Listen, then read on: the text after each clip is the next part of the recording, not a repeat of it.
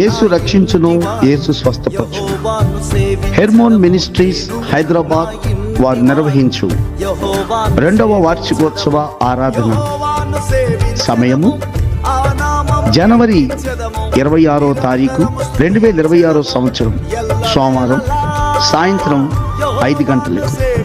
స్థలం YMCA Secunderabad clock tower దగ్గర, హైదరాబాద్.